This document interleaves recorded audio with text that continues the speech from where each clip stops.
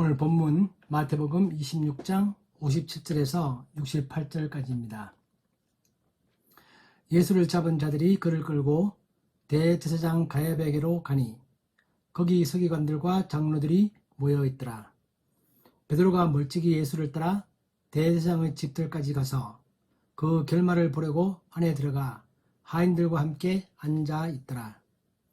대제사장들과 온 공회가 예수를 죽이려고 그를 칠 거짓 증거를 찾으매 거짓 증인이 많이 왔으나 얻지 못하더니 후에 두 사람이 와서 이르되 이 사람의 말이 내가 하나님의 성전을 헐고 사흘 동안에 지을 수 있다 하더라 하니 대제사장이 일어서서 예수께 묻되 아무 대답도 없느냐. 이 사람들이 너를 치는 증거가 어떠하냐 하되 예수께서 침묵하시거늘 대제사장이 이르되 내가 너로 살아계신 하나님께 맹세하게 하노니 내가 하나님의 아들 그리스도인지 우리에게 말하라. 예수께서 이르시되 내가 말하였느니라.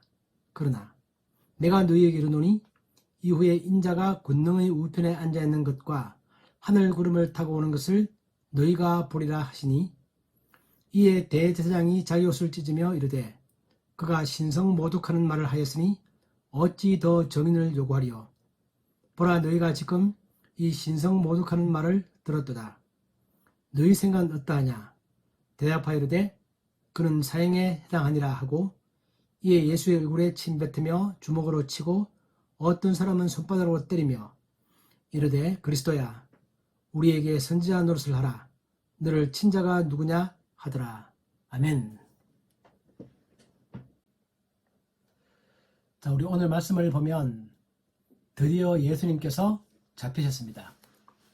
다시 말하면 대제사장 입장에서는 드디어 예수님을 자기의 손아귀에 넣었습니다. 그들이 얼마나 예수님을 죽이고 싶었냐면은 우리가 그동안 마태복음을 쭉 봐왔던 것처럼 그들은 정말 틈만 나면 어떻게든 예수를 잡아서 죽이고 싶었습니다. 그들이 왜 그렇게 예수님을 죽이고 싶었을까요? 내용을 정리해보면 한 세 가지 요인이 있다고 보여집니다. 첫째는 예수가 자기가 메시아다. 그걸 주장했죠. 또 그리고 나아가서 자기가 하느님이다 라고 그렇게 주장을 했습니다. 우리 요한복음 5장에 보면 유대인들이 이로 말미암아 더욱 예수를 죽이고자 하니 이는 안식일을 범할 뿐만 아니라 하나님을 자기의 친아버지라 하여 자기를 하나님과 동등으로 삼으심이로라. 이렇게 명확하게 말하고 있죠. 예수는 안식일도 지키지 않는다. 또 그리고 하나님이 자기 자신과 같다. 이렇게 말하고 있어서 그들은 정말 예수를 죽이고 싶었습니다. 또 두 번째는 종교 지도자들에 대해서 그들에 대해서 예수님은 비판을 멈추지 않았습니다. 만약 예수님께서 자신이 메시아이심을 주장하시면서도 만약에 그 당시에 종교 지도자들하고 좋은 관계를 유지했더라면 예수님 십자가에 못 박혀 죽었을까요? 그런 상상 참 재밌죠. 그런데 예수님은 그 종교 지도자들에 대해서 그들이 잘못하고 있다는 비판을 아끼지 않았습니다. 아주 신랄하게 비판했죠. 그러니까 더 기분이 나쁜 것입니다. 그들은. 또 그리고 그들은 자기들이 생각하는 그 메시아와 예수님 주장하는 그 메시아가 너무 다르기 때문에 그거에 대해서 자기들은 인정하기가 힘들었습니다.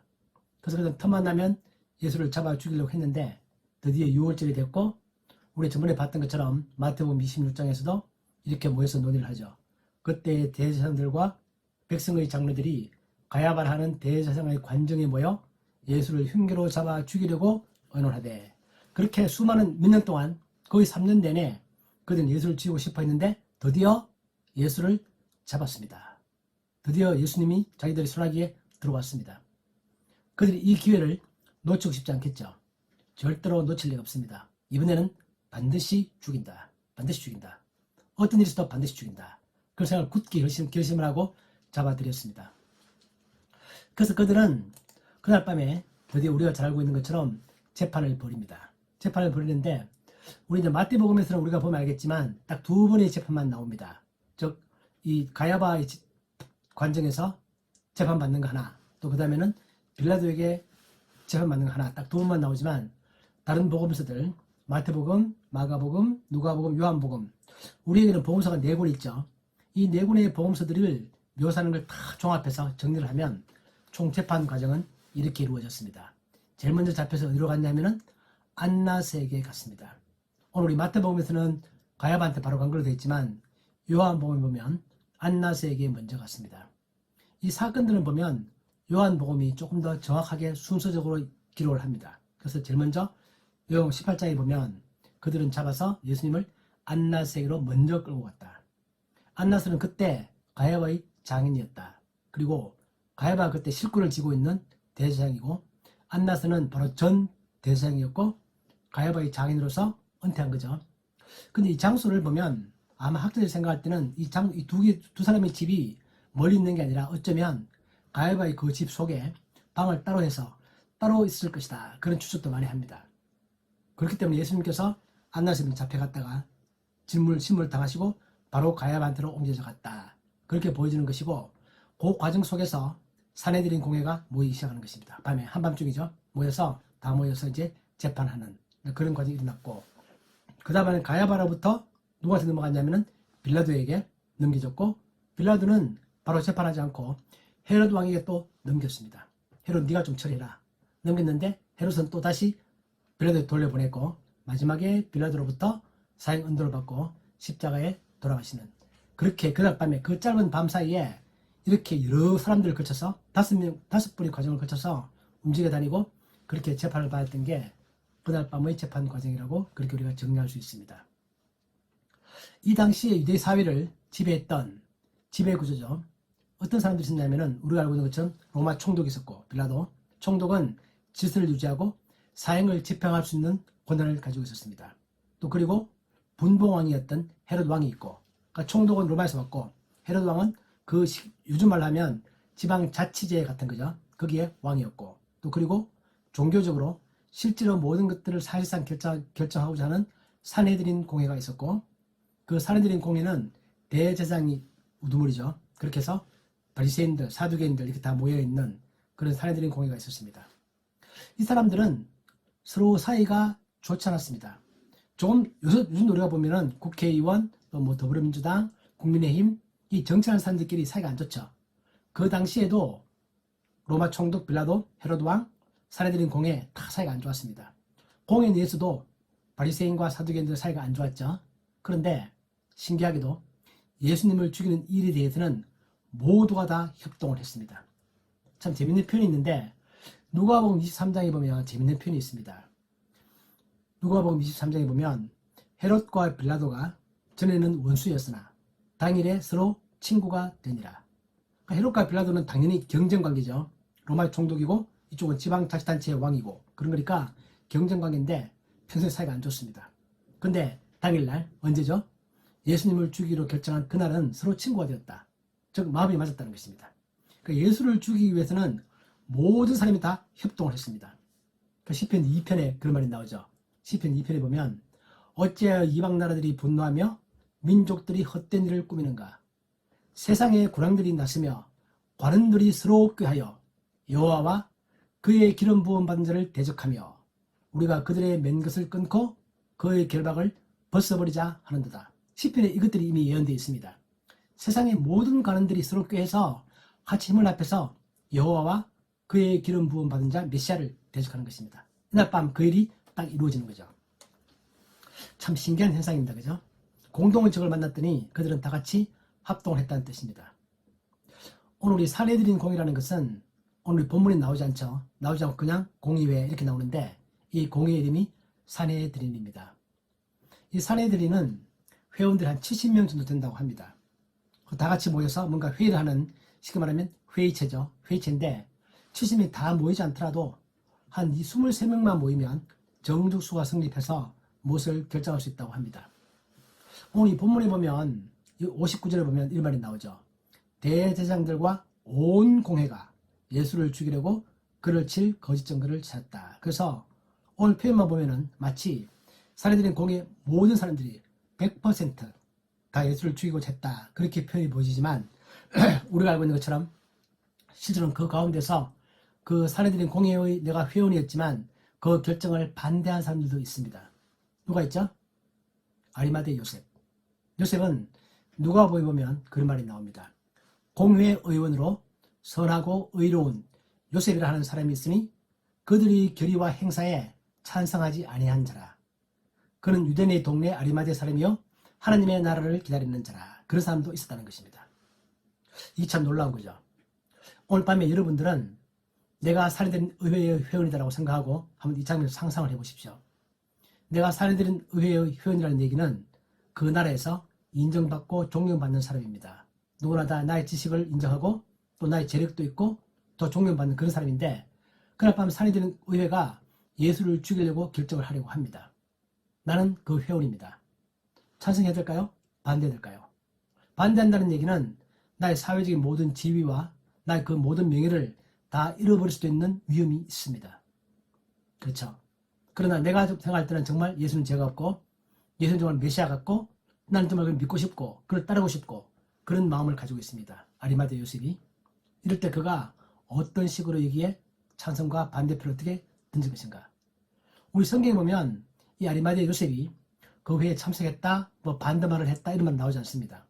다만 우리가 방금 제가 읽어봤던 누가복음에만 그 아리마대 요셉은 그들의 결의와 행사에 찬성하지 아니했다라고 기록되어 있는 걸 보면 뭔가 기록이 있을 거라고 생각합니다.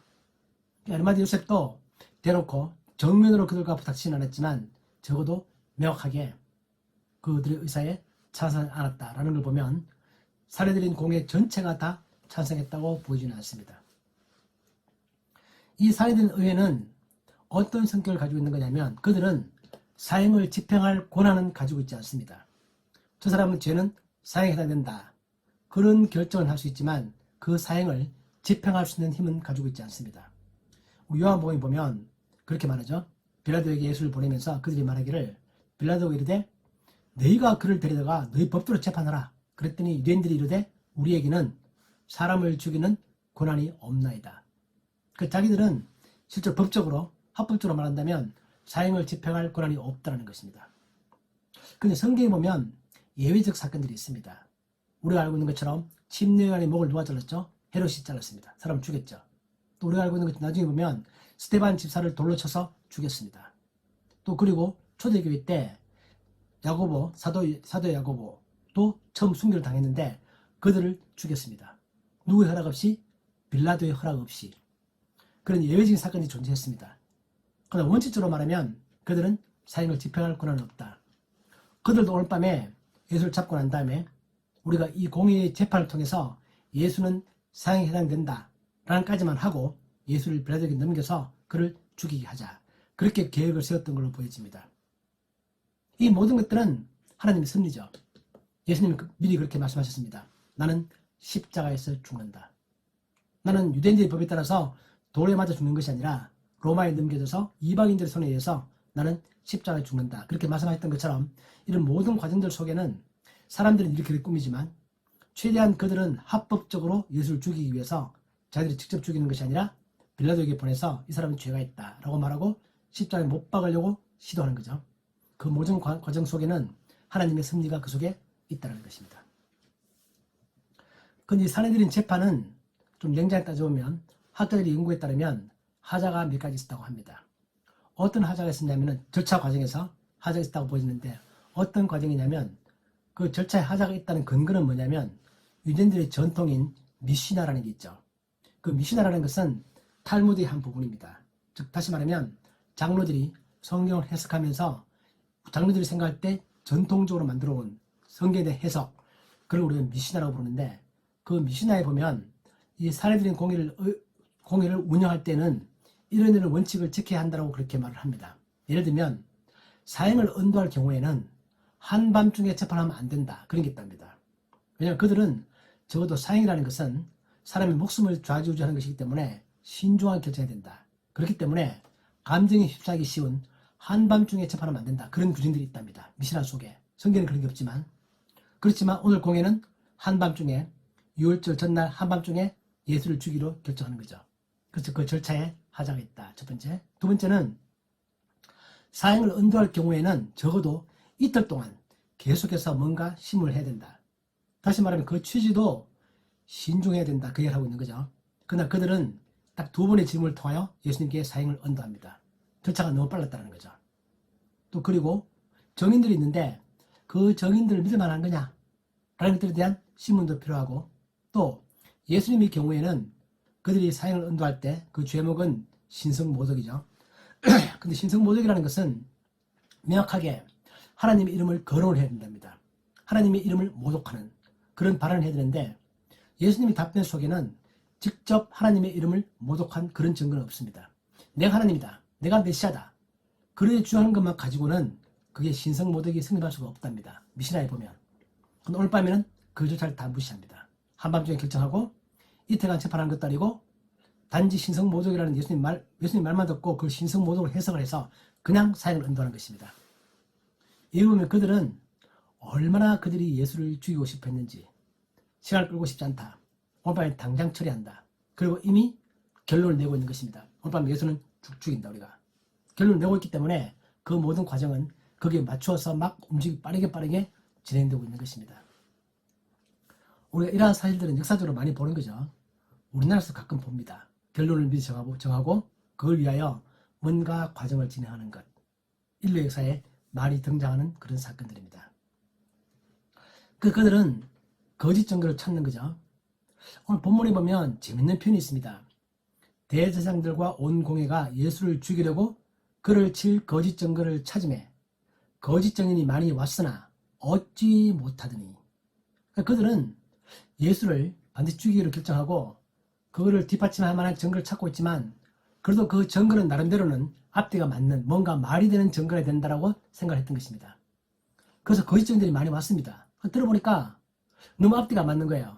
이건 안 되겠다. 버리고 마지막으로 찾은 증거가 뭐냐면은 우리 보면 59절, 60절에 나오는 것처럼 이렇게 말합니다. 거짓 증인이 많이 왔으나 얻지 못하더니 후에 두 사람이 와서 이르되 이 사람의 말이 내가 하나님의 성전을 헐고 사흘 동안에 지을 수 있다 하더라. 이 말 긁고 넘어지는 거죠. 우리가 알고 있는 것처럼 예수님께서 옛날에 너희들이 이 성전을 헐어라.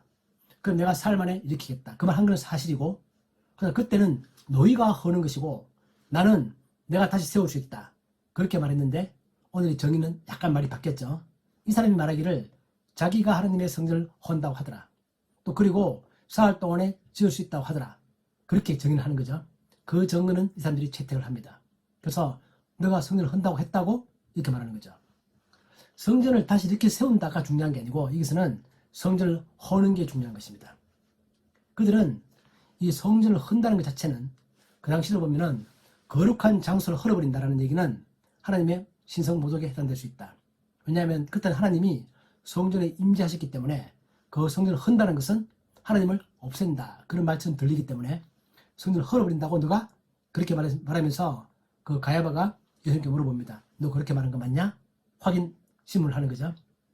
그 대사에 일어나서 예수께 묻되 아무 대답도 없느냐? 이 사람들이 너를 치는 증거가 어떠하냐? 이 증거는 바로 너가 성전을 헌다고 말했지? 사실이냐? 이렇게 말했더니 예수님이 답을 안 하십니다. 침묵하십니다. 왜 그러죠? 자기가 그렇게 말한 게 아닌데 이미 목적을 가지고 말을 꼬아서 뭔가 증거를 찾으려고 할 때는 예수님 그 대해서 답을 하지 않습니다. 침묵하신다. 그렇게 말합니다. 또한 이것은 이사야 53장의 예언을 이루는 것 하죠. 이사야 53장 7절에 보면 그 곤욕을 당하여 괴로울 때도 그의 입을 열지 않는다. 침묵하는 것입니다. 그런데 드디어 가야바가 참다 못해서 두 번째 질문을 합니다. 이 두 번째 질문은 본론, 아주 핵심적으로 바로 들어갑니다. 바로 들어가면서 이렇게 말하는 거죠. 가야바가 말하기를 내가 너로 살아계신 하나님께 맹세하게 하노니 내가 하나님의 아들 그리스도인지 우리에게 말하라. 그렇게 말을 합니다. 예수님께서 가야바의 그 말을 듣고 가야바가 말하기를 살아계신 하나님께 맹세해라. 그리고 너가 하나님의 아들 그리스도인지 우리에게 말해라. 아주 본질적인 질문입니다. 저 성전을 헌다는 것은 그것도 2차적인 문제고 너가 정말 그리스도냐?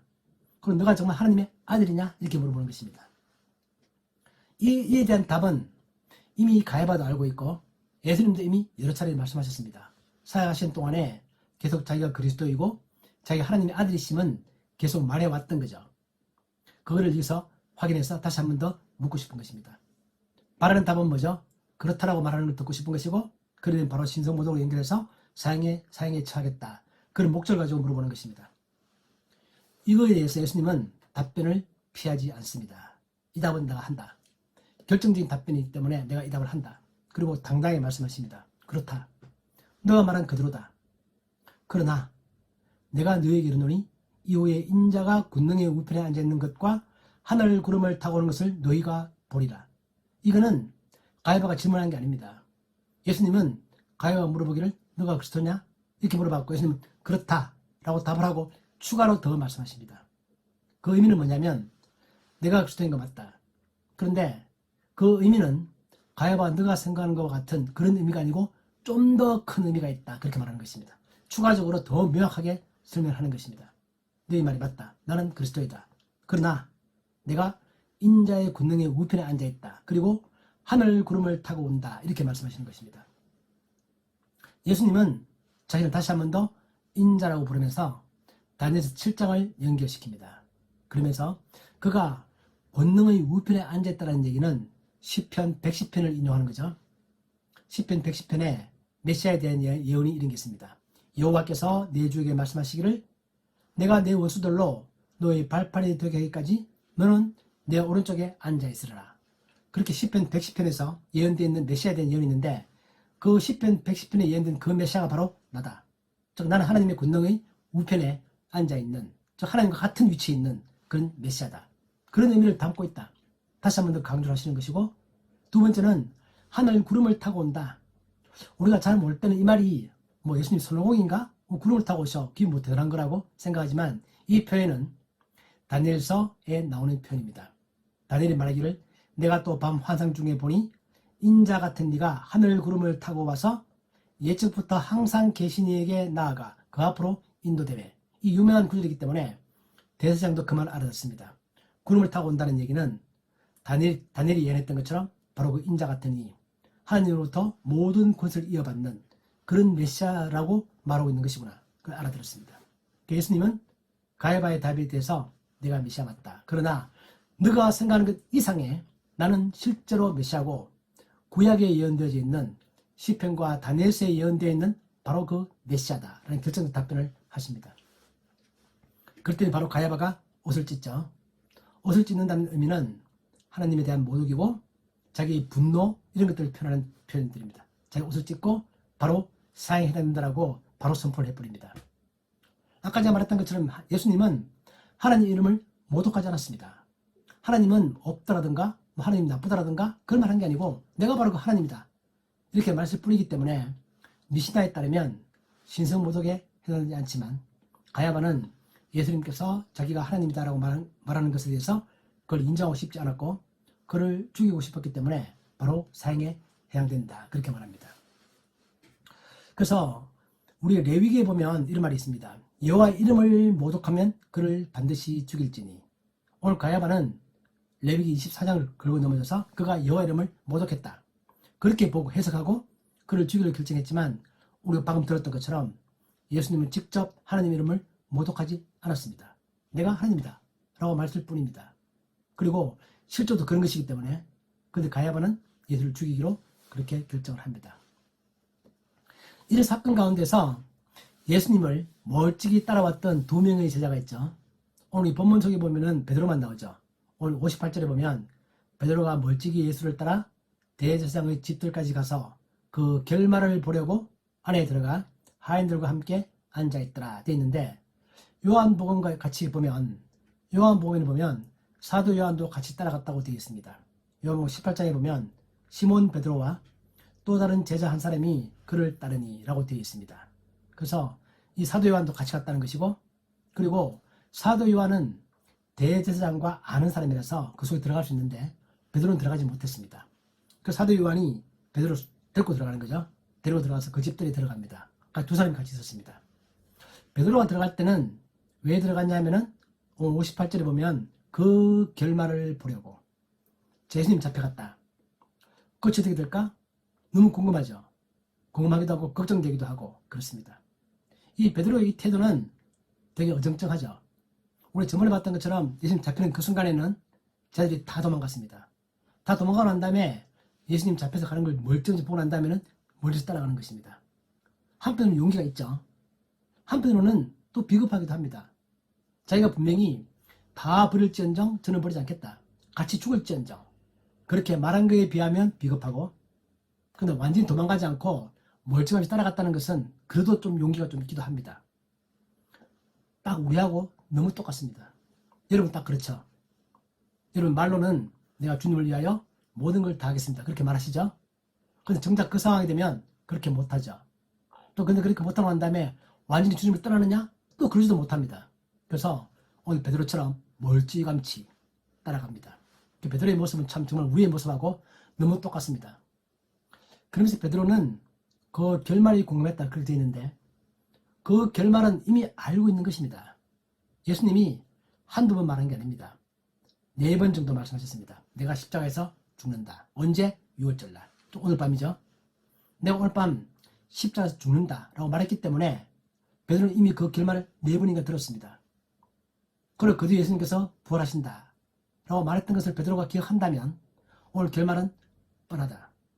반드시 예수님은 오늘 죽을 것이고 그런 결말을 알 텐데도 베드로는 그 결말이 역시나 궁금했습니다. 우리도 그렇죠. 우리도 우리 인생의 결말을 알고 있습니다. 우리의 죽음과 우리의 부활과 우리의 영생과 다 알고 있죠. 그런데 우리도 항상 그 결말이 궁금합니다. 근데 하나님을 믿고 있으면 모든 것이 합력하여 선을 이룬다 라는 하나님의 말씀을 우리가 알고 있고 외우고 남들에게 설명도 하고 그럽니다. 다 압니다. 근데 우리는 항상 그 결말이 궁금합니다. 내 삶이 어떻게 될 것인가? 내 아이들 어떻게 자랄 것인가? 나는 어떤 식으로 앞으로 살아갈 것인가? 항상 그 결말이 궁금하시죠. 베드로도 똑같이 그 결말이 궁금합니다. 그건 알겠는데 죽으시고 부활하신 걸 알겠는데 그 사건이 어떻게 이루어질까? 그 과정이 무엇일까? 항상 궁금한 것입니다.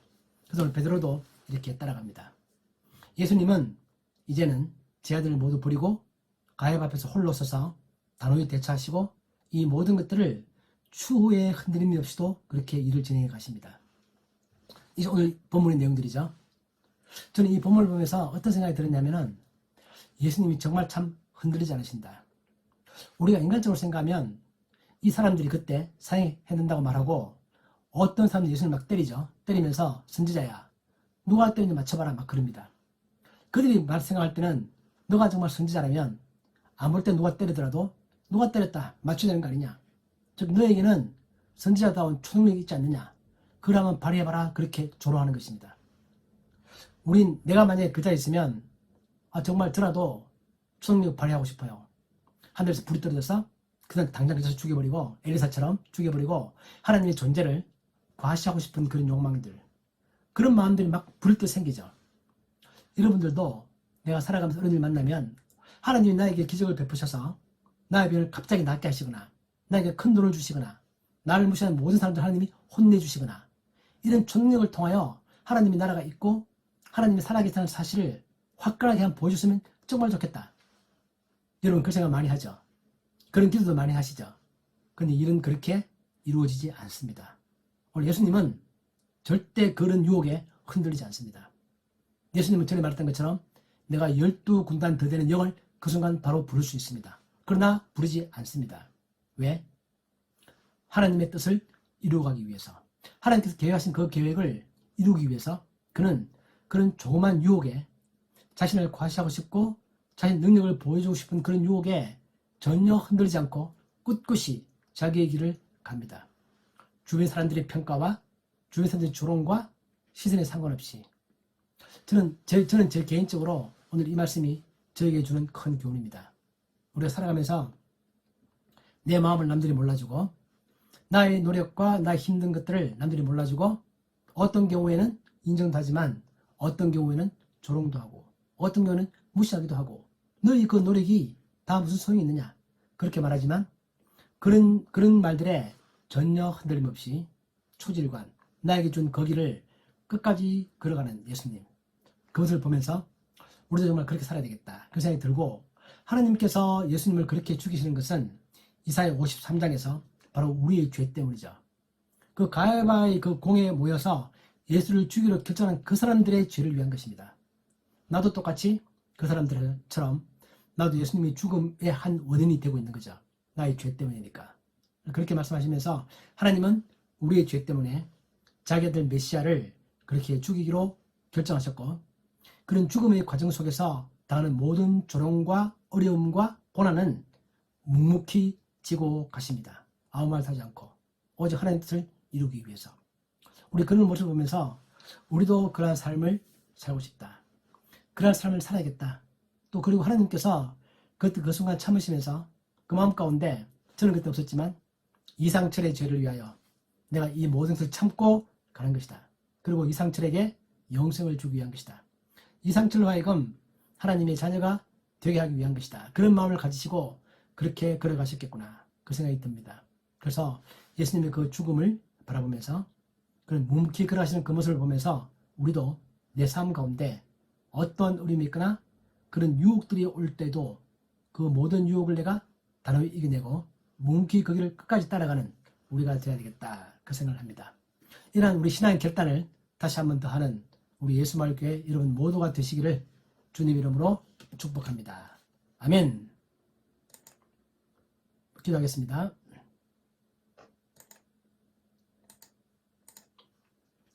하나님 아버지, 오늘 우리가 예수님의 이 재판 과정을 보면서 우리가 정말 예수님께서 어떠한 마음을 가지시고 이 과정을 거쳐가신지를 다시 한 번 더 바라봅니다.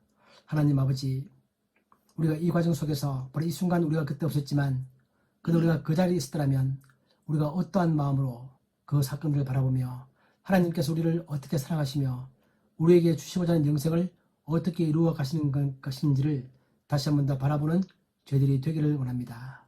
우리의 삶 가운데 가끔 우리가 이해받지 못하고 남들에게 인정받지 못한다 할지라도 하나님이 나에게 주신 거기를 끝까지 묵묵히 살아갈 수 있는 저희들이 되게 하여 주옵소서. 예수님의 이름으로 기도하옵나이다. 아멘. 아멘. 아멘.